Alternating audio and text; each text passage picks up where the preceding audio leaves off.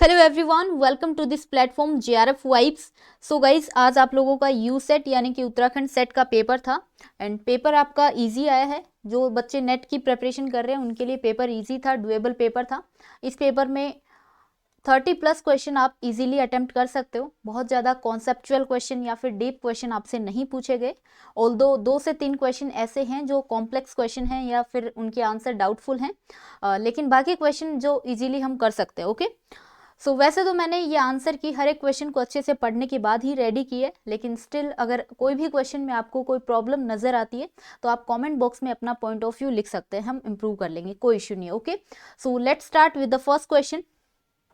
The recently released national higher education qualification framework NHEQF is drafted by UGC.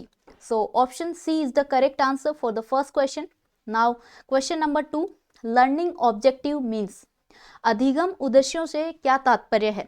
So intended learning outcome यानी जो desirable या फिर वांछनीय या फिर इंटेंडेड जो लर्निंग आउटकम प्राप्त करना चाहता है एक टीचर, वो लर्निंग ऑब्जेक्टिव के अंतर्गत आते हैं। Okay, so option A is the correct answer. Now question number 3 में आपको 2 स्टेटमेंट दिए गए हैं। First statement, inclusive education promotes mainstreaming of differently abled learner. So inclusive education के बारे में फर्स्ट स्टेटमेंट आपका बिल्कुल करेक्ट है, but second statement, we must not have special education institution to promote mainstreaming of differently abled learner. यहाँ पे note word इस statement को गलत साबित करता है। So first statement is true but statement 2 is false. Option D is correct answer. Question number 4, which one of the following is the criteria of good research. एक अच्छे शोध के निम्नलिखित में से कौन सा एक मानदंड है या फिर क्राइटेरिया है। सो रिसर्च हमेशा एक सिस्टमैटिक होनी चाहिए और क्रिटिकल इन्वेस्टिगेशन पे बेस्ड होनी चाहिए into a phenomena. So option C is the correct answer for the fourth question. Question number 5, which one is the objective of research problem.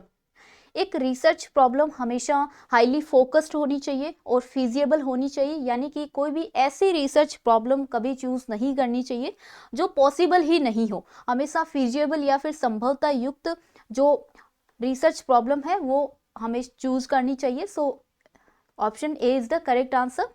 Research जो प्रॉब्लम है उसके objective must be highly focused and feasible होनी चाहिए। Question number 6, exploratory research studies mainly used for. जो आपकी exploratory research है वो किसके लिए यूज की जाती है। सो डेटा कलेक्शन के लिए भी यूज की जाती है, providing information and establishing research priorities, और ऑल ऑफ द अबव। सो तीनों ऑप्शन ठीक है। सो ऑल ऑफ द अबव इसका राइट आंसर हो जाएगा। क्वेश्चन नंबर 7, टाइप 1 एरर, काफी कॉमन क्वेश्चन और काफी इजी क्वेश्चन। टाइप 1 एरर क्या होती है, जब हम रिजेक्ट कर देते हैं हाइपोथेसिस को जब वो ट्रू होती है, यानी जो परिकल्पना को नकार देना जबकि वह सही हो। सो option A is the correct answer. Question number 8, which one is the first section of the research paper. अगर हम रिसर्च पेपर के फर्स्ट सेक्शन की बात करें तो वो हमेशा अब्स्ट्रैक्ट होता है, यानी कि एक ब्रीफ समरी हमारे रिसर्च पेपर की, जो कि 1 या 2 पैराग्राफ में ब्रीफ समरी हम मान सकते हैं, ठीक है। लेकिन जो इंट्रोडक्शन होता है वो एब्स्ट्रैक्ट के बाद आता है। सो फर्स्ट सेक्शन की बात करें तो वो एब्स्ट्रैक्ट होता है। Now moving to the next question, question number 9। Okay, now 9 से लेकिन 13 तक आपका पैसेज दिया गया है, काफी इजी पैसेज है और छोटा पैसेज है। स्टिल 1 से 2 क्वेश्चन हैं जो थोड़े से डाउटफुल हैं, like question number 9, the passage says that the bill to prohibit media exploitation of women. यह गद्यांश कहता है कि यह विधेयक मीडिया को महिलाओं के शोषण को प्रतिबंधित करने हेतु, यहाँ पे 2 ऑप्शन आपको दिए गए हैं पैसेज में, has been discussed in union cabinet and is being drafted. So अगर आप पैसेज देखते हैं तो यहाँ पे ड्राफ्टिंग के बारे में लिखा है, the news that the union cabinet has considered that draft of a bill to prohibit the denigration of women in photograph। so according to me अगर इन दोनों ऑप्शन को देखा जाए तो मोस्ट सुटेबल जो आपका ऑप्शन होना चाहिए वो इज बीइंग ड्राफ्टेड होना चाहिए, क्योंकि डिस्कशन के बारे में यहाँ पे क्लियरली मेंशन नहीं है। हालांकि यूनियन कैबिनेट जरूर लिखा है लेकिन ये एक ड्राफ्ट है, ये यहाँ पे जरूर लिखा है। So option C is the correct answer. Question number 10, feminine sex appeal is used in advertisement to. विज्ञापनों में महिला भावुकता को किस प्रकार दिखाया गया है? Get the attention of prospective customers, option A इसका राइट आंसर होना चाहिए। क्वेश्चन नंबर 11 आपका है denigration in the phrase denigration of women means. So इसका मतलब होता है टर्निशिंग ए गुड इमेज, अच्छी छवि को धूमिल करना, ऑप्शन डी इसका राइट आंसर हो जाएगा। Which of the following media can be labelled as the worst in the denigration of women? किस प्रकार की मीडिया को महिलाओं का बदनाम करने का सर्वाधिक श्रेय दिया गया है? सो यहाँ पे टेलीविजन के बारे में भी बात की है, प्रिंट मीडिया एंड फिल्म, तीनों ही मीडिया के बारे में पैसेज में लिखा है। सो ऑल ऑफ द अबव यहाँ से करेक्ट आंसर हो जाएगा। Now question number 13, based on the passage which of the following is responsible for provoking molestation of women in public places? So question number 13 का right answer होगा emulations of films in real life. ये थोड़ा सा doubtful question हो सकता है, but still मुझे इन चारों ऑप्शन में ये ऑप्शन बिल्कुल सही लगा इन चारों ऑप्शन को देखते हुए। Now 14 number question, communication needs है, संचार की आवश्यकता में सेंडर की भी रिक्वायरमेंट होती है, रिसीवर की भी होती है, चैनल भी। So all of the above right answer हो जाएगा। 15 नंबर क्वेश्चन आपका दिया है microphone is a hi fi instrument, here fi means. So hi का मतलब हो जाता है यहाँ पे हाई एंड फाई का मतलब है फिडेलिटी। सो ऑप्शन सी हो जाएगा correct answer. And in which year UGC started educational programme on TV? UGC के द्वारा एजुकेशनल प्रोग्राम कौन से ईयर में स्टार्ट किया गया था? 1984। Question number 17, teachers communication will be more effective if. ये भी थोड़ा सा डाउटफुल क्वेश्चन, हम इसको मान सकते हैं। एक शिक्षक का शैक्षिक संचार अधिक प्रभावी कब होगा? If he prepare a good number of instructional aids and he start from what students already know. So according to me most suitable answer इसका ऑप्शन बी होना चाहिए। अगर टीचर वहाँ से पढ़ाना प्रारंभ करता है जहाँ छात्र पहले से जानते हैं, यानी कि प्रायर नॉलेज अगर स्टूडेंट्स के बारे में पता है, तो वो टीचर आई थिंक उसकी जो कम्युनिकेशन है वो मोर इफेक्टिव हो पाएगी। क्वेश्चन नंबर 18 आपका दिया है communication will be effective if it is received as intended by the sender. So इसका आंसर राइट डी होगा, यानी कि जो इंटेंडेड मैसेज सेंडर भेजना चाहता है, अगर रिसीवर उसी तरीके से उस मैसेज को रिसीव करता है तो वो इफेक्टिव कम्युनिकेशन कहलाएगी। Now question number 19, if 3 + 5 equals to 16, 7 + 9 equal to 64, 10 + 12 equal to 121, then 11 + 3 क्या होगा? सो ये आपका किस प्रकार दिया गया, लाइक 3 + 5 कितना होता है? 8 होता है। सो 8/2, और इसका जब हम स्क्वायर करते हैं या फिर डायरेक्टली अगर 4 से भी डिवाइड करते हैं, हर नंबर को ऐड करके उसका स्क्वायर करके, लाइक 8 ये हो जाएगा 64/4, तो ये कितना आएगा? 16 आएगा।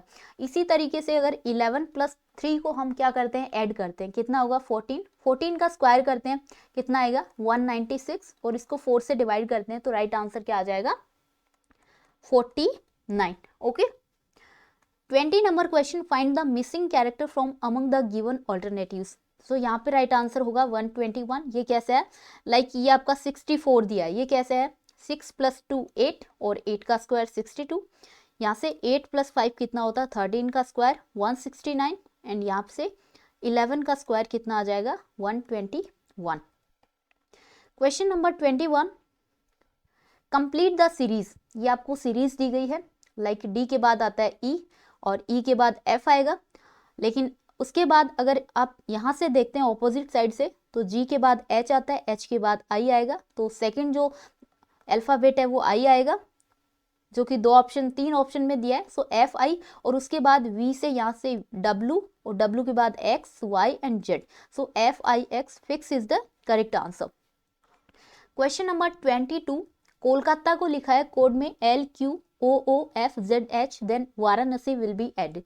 सो कोलकाता को इसने कैसे कोडेड किया है? के के बाद अगर +1 करते हैं तो L आएगा, और O के बाद +2 करते हैं तो कितना आएगा? O के बाद P, Q +2 करते हैं तो Q आ जाएगा यहाँ से, फिर L के बाद +3 करते हैं। इस तरीके से +1 2 3 4 5 ऐसे करके इसको इस तरीके से कोडेड किया गया है। इसी तरीके से हमें वाराणसी को लिखना है, जैसे कि V +1 कितना होता है? W होता है, फिर A +2 कितना होता है? सी आएगा। इस तरीके से आपका करेक्ट आंसर ए होगा। क्वेश्चन नंबर 23 आपको दिया है, A is the father of C. Like ये रिलेशन आप देखते हैं कि ए जो है सी का फादर है and X is the son of Y. ये जो एक्स है वो वाई का सन है। E is the brother of A, E A का ब्रदर है। If C is the sister of X, C X की सिस्टर है, then how Y is related to E. Y जो है ई से कैसे रिलेट होगा? सो वाई है जो ई की क्या होगी, सिस्टर इन लॉ होगी, यानी कि भाभी होगी, यानी कि ब्रदर की वाइफ। सो ऑप्शन डी यहाँ से करेक्ट होगा। क्वेश्चन नंबर 24 आपका लिखा है, व्हाट परसेंटेज ऑफ 246.50 इज 49.30। काफी इजी क्वेश्चन है, आपको डायरेक्टली निकालना है कि 49.30 246.50 का कितना परसेंट है। तो इसको सोल्व करेंगे तो ये आपका 20 आंसर आएगा, ऑप्शन ए। नेक्स्ट क्वेश्चन आपको दिया है 25 से लेके 29, पाई चार्ट आपको दिया, काफी इजी मैथमेटिक्स का पार्ट आया यहाँ पे। सो 25 नंबर क्वेश्चन देखिए आपका, यहाँ पे आपको टोटल एडमिशन दिए पोस्ट ग्रेजुएशन के, और यहाँ पे ग्रेजुएशन के एडमिशन दिए 30,000 और ये पीजी वाले हैं 20,000, और यहाँ पे आपको परसेंटेज में डेटा दिया गया। पहला क्वेश्चन कहता है, what is the difference in admission in graduate and post graduate courses in college A. अगर कॉलेज ए की बात करें तो ये परसेंटेज की वैल्यू हमें निकालनी है। लाइक अगर पोस्ट ग्रेजुएट की बात करें तो 20,000 का 20% निकलेगा, और ग्रेजुएट एडमिशन की बात करें तो 30,000 का 18% निकलेगा। सो ग्रेजुएट की बात करें यहाँ से तो 30,000 का 18% कितना आएगा, 5400 आएगा, और यहाँ से 20,000 का 20% कितना आएगा, 4,000 आएगा। इनके बीच का डिफरेंस पूछा है, ये कितना हो जाएगा, 1400, ऑप्शन ए। सो इसी तरीके से आप बाकी क्वेश्चन भी कर सकते हैं। लाइक 26 नंबर क्वेश्चन दिया है, what are the total admission in college B for both graduate and post graduate courses. So B के बारे में पूछा है। सो यहाँ से आप इस डायग्राम को देखते हुए बी का जो डेटा है वो निकाल सकते हैं। लाइक 18% आपको निकालना होगा और यहाँ से आपको 20% निकालना होगा। सो ये डेटा कितना आ जाएगा, यहाँ से पीजी का आ जाएगा 3600 और ग्रेजुएशन का आ जाएगा 6,000। सो टोटल कितना एडमिशन होंगे, 9,600, ऑप्शन सी। 27 नंबर आपको क्वेश्चन दिया है, कॉलेज डी के परास्नातक एवं स्नातक पाठ्यक्रमों में प्रवेश का अंतर क्या है। What is the difference in PG admission and UG admission in case of college D. So उसी तरीके से कॉलेज डी का हमें जो परसेंटेज का डेटा निकाल लेना है। लाइक ग्रेजुएशन का आएगा 3600 और पीजी वालों का आएगा 2000, उनका डिफरेंस आएगा 1600। नेक्स्ट 28 नंबर क्वेश्चन पूछा है, what is the difference between the highest admission in graduate and the highest admission post graduate courses in any combination of the college. So जितने भी हाईएस्ट परसेंटेज दिए, चाहे यूजी वालों का हो या फिर पीजी वालों का, वो डेटा हम निकाल लेंगे। ग्रेजुएशन वालों का जैसे कि अगर हम डायग्राम में देखते हैं तो यहाँ से देखिए हाईएस्ट नंबर कहाँ पे दिया है। अगर पोस्ट ग्रेजुएशन वालों की बात करें तो हाईएस्ट नंबर यहाँ पे दिया है सी में 22%, एंड ग्रेजुएट एडमिशन में हाईएस्ट नंबर लाइक सी को भी कंसिडर कर सकते हैं और बी को भी कंसिडर कर सकते हैं, जो कि सेम है 20% है। सो हमें 30,000 एंड 20,000 का ये परसेंटेज वाली वैल्यू निकालनी है, उसके बाद हमारा आंसर आ जाएगा। सो 28 नंबर क्वेश्चन था। ग्रेजुएशन का नंबर आएगा 6,000 और पीजी वालों का आएगा 4400। सो इनका डिफरेंस आ जाएगा again 1600। 29 number question, what is the difference between the total admission graduate and post graduate in college D and college E. So college D का देखना है, ग्रेजुएट एंड पोस्ट ग्रेजुएट का, और कॉलेज ई का देखना है। सो कॉलेज ई की बात करें तो ये वैल्यू आएगी 7600 और कॉलेज डी की वैल्यू आएगी 5600, और इनका डिफरेंस आएगा 2000, जो कि आप इजीली कैलकुलेट कर सकते हैं, टफ क्वेश्चन नहीं है। नाउ क्वेश्चन नंबर 30 देखिए, in which of the following state is the Kaiga nuclear power plant situated. So Kaiga nuclear power plant आपका कर्नाटका स्टेट में सिचुएटेड है, option B is the correct answer. When did the Bhopal disaster occur. So Bhopal त्रासदी कब हुई थी, 3 दिसंबर 1984। Who among the following has written the famous book Malgudi days. So इसको किसने राइट किया था, ये पुस्तक किसने लिखी थी, R.K. नारायण ने। Question number 33, which of the following disorder results from arsenic toxicity in human. So arsenic toxicity से कौन से डिसऑर्डर देखने को मिलता है, like skin cancer, so disorder of skins, option A is the correct answer. Next question, question number 34, which of the following are the harmful results of the use of insecticide in agriculture? So कृषि में कीटनाशकों के प्रयोग के हानिकारक परिणाम कौन से हो सकते हैं? तो देखिए, पहला तो हानिकारक परिणाम नहीं हो सकता, फसलों को नुकसान पहुंचाने वाले कीटों को मारता है। इंसेक्टिसाइड हम यूज करते हैं वो इसीलिए करते हैं। सो फर्स्ट हार्मफुल रिजल्ट तो नहीं है। सो यहाँ से जिसमें भी फर्स्ट दिया है वो ऑप्शन कैंसिल हो जाएगा, ए और सी कैंसिल हो जाएगा। अब सेकंड देखिए, किल्स इंसेक्ट्स इनडिस्क्रिमिनेटली, यानी कीड़ों को अंधाधुंध मारता है। Kills microflora in the soil, kills microfauna in the soil that helps in keeping soil fertility. So according to me इसका राइट आंसर आपका सेकंड, थर्ड एंड फोर्थ होना चाहिए। और 35th नंबर क्वेश्चन है, non photosynthetic plants such as mushroom that grow on dead organic matter are called. So ये क्या कहलाते हैं? ये सेप्रोफाइट्स कहलाते हैं, ऑप्शन डी। क्वेश्चन नंबर 36 है, असर्शन एंड रीजन आपको दिया है। असर्शन में लिखा है forest cutting is undesirable from the point of view of soil erosion. So first assertion आपका बिल्कुल सही है कि फॉरेस्ट कटिंग अनडिजायरेबल या अवांछनीय होता है अगर हम सॉइल इरोजन की पॉइंट ऑफ व्यू दृष्टि से देखते हैं। तो रीजन इसका लिखा है क्योंकि कटिंग ऑफ फॉरेस्ट रिड्यूसेस, कम करता है interception of rain water. So interception of rain water को कम करता है, सो रिड्यूस करता है। सो इसका ये बिल्कुल सही रीजन भी यहाँ पे दिया है, जंगलों का कटान वर्षा जल के अवरोधन को कम करता है, ठीक है। सो ऑप्शन ए सही हो जाएगा, both A and R are true and R is the correct explanation of A. 37 number question आपका दिया है, A and B are two brother, A and B दो भाई है और X is Y's brother and Y is A's mother. Y A की mother है और एक्स वाई का ब्रदर है। Then who is X to B, X B का क्या कहलाएगा? सो अगर ए और बी भाई है और वाई इनकी मदर है, सो मदर का भाई क्या कहलाता है? मामा, यानी मैटरनल अंकल। और 38 number question, hobby is coded S IOBY। सो इसको कैसे किया है, लाइक एच के बाद कौन सा अल्फाबेट आता है? आई आता है, देन ओ लिख दिया, और डबल बी है उसको एक बी लिख दिया, देन वाई।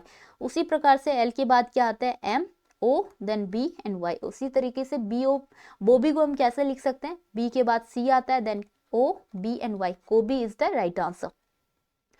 39 नंबर क्वेश्चन आपको दिया है, which diagram represent the relationship among games, hockey and mathematics। देखिए हॉकी गेम्स के अंडर आता है but mathematics is a separate subject. So option ए इसको करेक्टली रिप्रेजेंट करता है, क्योंकि गेम के अंदर हम हॉकी को कंसिडर कर सकते हैं बट मैथमेटिक्स एक डिफरेंट सब्जेक्ट है, सो इसको अलग से मेंशन करना पड़ेगा। सो 39 नंबर क्वेश्चन का ए ऑप्शन होगा। And 40 number question, calculate day of week on 22 May 2012। So इसका राइट आंसर होगा ट्यूसडे, ऑप्शन ए। स्वयं की आपसे फुल फॉर्म पूछी गई है, जो हजारों बार नेट के एग्जाम में पूछी जा चुकी है और सेट के एग्जाम में भी एज वेल पूछी जा चुकी है, जो कि study webs of active learning for young aspiring minds. ये आपका करेक्ट आंसर होगा, ओके। क्योंकि फर्स्ट ऑप्शन में यहाँ पे मेथड दिया है, इस वजह से गलत हो जाएगा। एंड अगर सी ऑप्शन की बात करें तो स्टडी वेब ऑफ ऑटोमेटिक, यहाँ से ये गलत हो जाएगा, ऑटोमेटिक लर्निंग नहीं होगा, एक्टिव लर्निंग होगा। नाउ 42 नंबर क्वेश्चन को देखिए, which of the following is a mail delivery protocol. So simple mail transfer protocol, SMTP mail delivery protocol होता है। सो इसका राइट आंसर क्या होगा? Option C. HTML किसके लिए यूज किया जाता है? वेब डिजाइनिंग के लिए।